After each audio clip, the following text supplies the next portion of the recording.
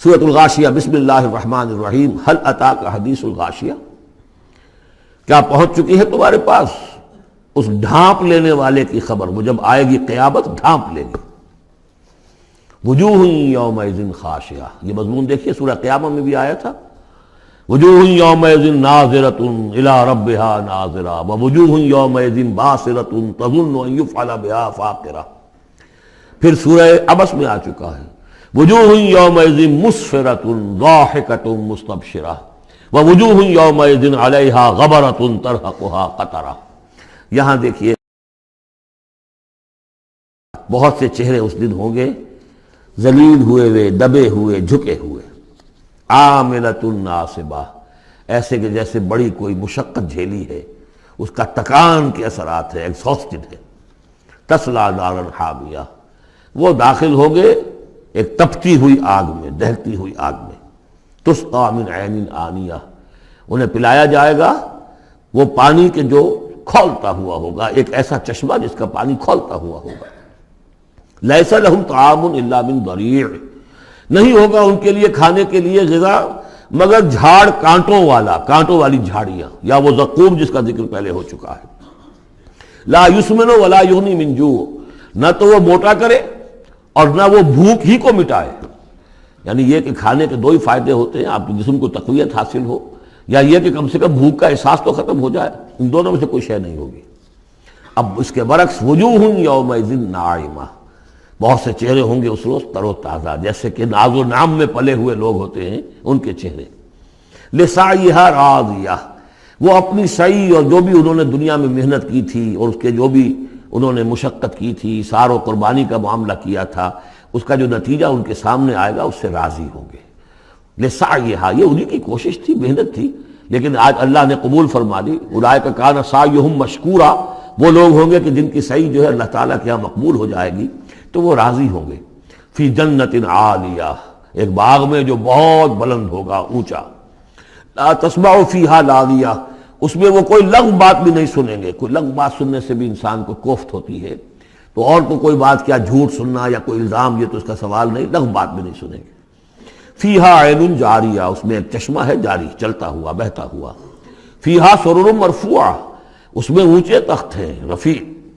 واکواب موضوعہ، اور آب خورے ہیں، کپس ہیں، جام ہیں کہ جو رکھے ہوئے بڑے حساب سے، بڑی عمدگی سے چنے ہوئے۔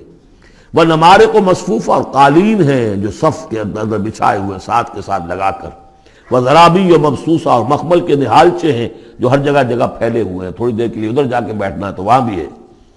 افلا ينظرون الى الابل كيف خلقت، یہ وہ آیات ہے قرآن کی کہ جس میں جو علامہ اقبال نے کہا ہے کہ آبزرویشن، دیکھو اور پھر نتیجے نکالو۔ یہ جو کلچر ہے یہ قرآن نے پیدا کیا ہے۔ توہمات، ایسے ہی بنائے ہوئے عقائد جن کے لیے کوئی سند نہیں، نہ عقل میں ہے اور نہ نقل میں ہے۔ یا تو وہی ہے، ریویلڈ نالج ہے جو اس میں ہے، عقل میں آئے یا نہ آئے وہ اللہ کی بات ہے، وہ ماننی ہے۔ لیکن اس کے بعد اس سے ماورا کوئی بات جو خلاف عقل ہے وہ نہیں مانیں گے۔ وہ پھر ہونی چاہیے ان السمع والبصر والفؤاد کل اولئک کان عنہ مسئولا، پھر اس سے ہے۔ تو اب دیکھو، افلا ينظرون الى الابل كيف خلقت، تو کیا یہ غور نہیں کرتے، دیکھتے نہیں ہیں کہ اونٹوں کو کیسے بنایا گیا ہے، ان کے جسم کی کتنی ہم آہنگی ہے ان کے ماحول کے ساتھ۔ پورے پورے ہفتے انہیں پانی نہ ملے لیکن وہ چلتے رہیں گے، کھانے کو نہ ملے چلتے رہیں گے۔ ان کے پاؤں ایسے بنائے کہ دھستے نہیں ہیں ریت کے اندر۔ کیف خلقت وإلی السماء کیف رفعت، اور آسمان کیسے اس کو بلند کیا گیا ہے۔ یہ اسٹرانومی والوں کا فیلڈ ہے، وہ سمجھے کیسے ہے یہ۔ وإلی الجبال کیف نصبت، اور یہ جو پہاڑ ہے یہ کیسے گاڑ دیے گئے، یہ جیولوجی والوں کا فیلڈ ہے، وہ اس پر تحقیق کریں۔ وإلی الارض کیف سطحت، اور زمین کو نہیں دیکھتے کیسی بچھا دی گئی ہے۔ ویسے اس کا ایک خاص وہ سمجھ لیجئے پس منظر بھی ہے کہ کن چیزوں کی طرف، ویسے تو ہر کائنات کی ہر شے اللہ کی نشانی ہے۔ ان فی خلق السماوات والارض واختلاف اللیل والنہار والفلک التی تجری فی البحر بما ينفع الناس وما انزل اللہ من السماء من ماء فاحیا به الارض بعد موتها وبث فيها من كل دابة وتصريف الرياح والسحاب المسخر بين السماء لآيات لقوم يعقلون، ہر شے آیت ہے۔ شیخ سعدی کہتے ہیں برگ درختان سبز در نظر ہوشیار ہر ورق دفترست از معرفت کردگار. یہ جو درخت ہیں ان کے جو پتے ہیں یہ ہرے ہرے پتے، جو دیکھنے والی آنکھ ہے اس کو تو یہ ان میں سے ہر پتا ایک دفتر نظر آتا ہے معرفت کا، اللہ تعالیٰ کی معرفت کا. اور آج ہمیں معلوم ہوا ہے کچھ نہ کچھ.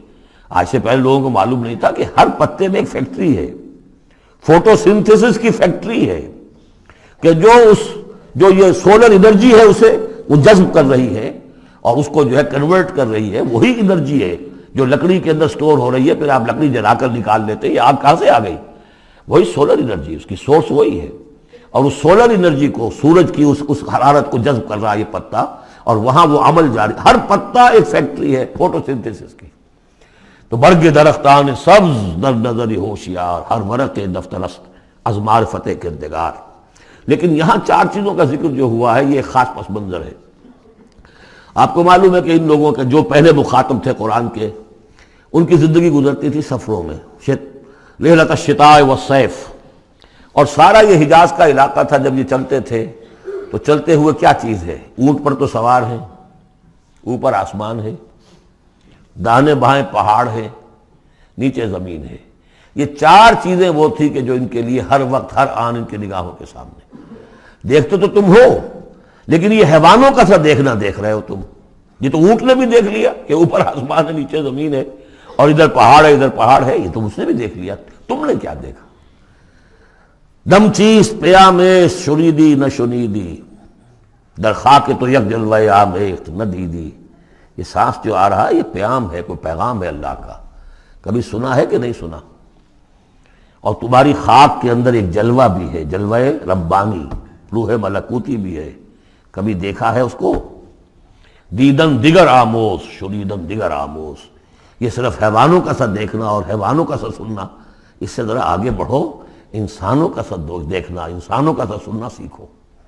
تو یہ ہے وہ کہ اب ان کو دیکھو، ان چیزوں کو آبزرو کرو، ان کی حکمتوں کو دیکھو، ان کو انویسٹیگیٹ کرو. اس میں قوانین فطرت جو ہیں، قوانین طبعی ہیں، ان کا انکشاف ہوگا. یہ ساری چیزیں تمہارے لیے مسخر کر دی گئی ہیں. تم ان کو ماسٹر کرو، ان کو اپنے استعمال کرو، ایکسپلائٹ کرو. یہ سارا کام تمہارے لیے ہے. تمہیں خلافت دی گئی ہے زمین کی. پوری دنیا تمہارے لیے بنائی گئی ہے. خلق لکم ما فی الارض جمیعا، تمہارے لیے بنائی گئی.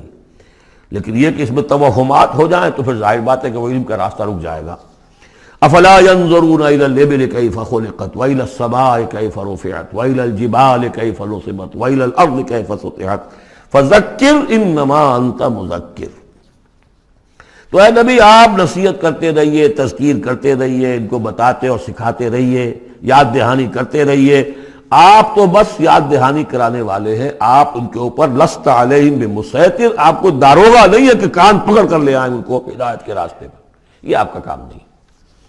الا من تولا وکفر، سوائے اس کے کہ جس نے منہ موڑا اور کفر کیا. فیعذبہ اللہ العذاب الاکبر، پھر اس کو تو اللہ عذاب دے گا، سب سے بڑا عذاب. کیوں سب سے بڑا عذاب؟ رسول کے آنے کے بعد جبکہ حق بالکل عریاں ہو کر سامنے آ جائے، کوئی شک و شبہ باقی نہ رہے، ان کی سیرت کے بارے میں، ان کی شخصیت کے بارے میں کوئی داغ نہیں، کوئی دھبا نہیں، کوئی انگلی اٹھ نہیں سکتی. اور جس طریقے سے آیات ربانیہ انہوں نے پڑھ پڑھ کر سنا دی ہیں، اب بھی اگر کوئی نہیں ہے تو معلوم ہوا کوئی خیر نہیں ان کے اندر. اب یہ شدید ترین عذاب کے مستحق ہیں. انا الینا ایابہم، اے نبی ان سب کو ہماری طرف لوٹ کر آنا ہے. ثم ان علینا حسابہم، پھر ہمارے ذمہ ہم حساب لے لیں گے. آپ اپنا کام کیے جائیے، جو آپ کا فرض ہے آپ ادا کیجئے، باقی یہ ہم پر چھوڑیے. ذرنی والمکذبین، مجھے چھوڑ دیجئے، میں ان سے نمٹ لوں گا. ذرنی والمکذبین اولی النعمہ مہلہم قلیلا. اور دیکھیے کس طرح یعنی سورہ تاریخ جو ختم ہوئی ہے کہ ایک ہی آیت میں مہلہم، آپ کو ان کو ذرا دیجئے، مہلت دیجئے. امہلہم دونوں صیغوں میں، باب تفعیل بھی اور پھر باب افعال بھی. ان الینا ایابہم ثم ان علینا حسابہم اللہم حاسبنا حسابا یسیرا اللہم حاسبنا حسابا یسیرا. آمین یا رب العالمین.